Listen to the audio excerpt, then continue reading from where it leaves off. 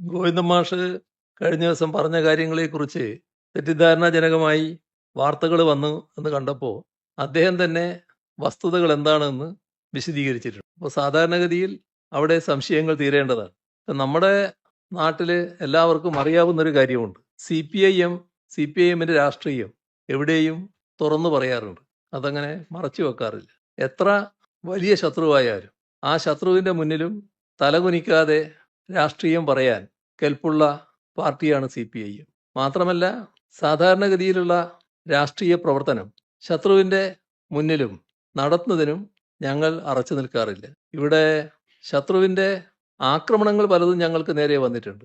അത്തരം ആക്രമണങ്ങളെ പ്രതിരോധിക്കാനും എല്ലാ കാലത്തും സി പി ഐ എം തയ്യാറായിട്ടുമുണ്ട്. ഇവിടെ കാണേണ്ട വസ്തുത, ഞങ്ങളിൽ ആരെങ്കിലും ആർ എസ് എസിനെ പ്രീണിപ്പിക്കുന്ന നിലപാട് ഒരു ഘട്ടത്തിലും സ്വീകരിച്ചിട്ടില്ല. ഇവിടെ ആർ എസ് എസ് ആരാധിക്കുന്ന ആൾക്കാരുടെ ഫോട്ടോ വെച്ച കാര്യം നേരത്തെ പറഞ്ഞല്ലോ. അത് നമ്മുടെ കേരളത്തിൻ്റെ അനുഭവത്തിലുണ്ടല്ലോ. അത്തരം ചില ഫോട്ടോകൾക്ക് മുന്നിൽ ചിലർ താണു വണങ്ങിയ നില കേരളം കണ്ടതാണല്ലോ.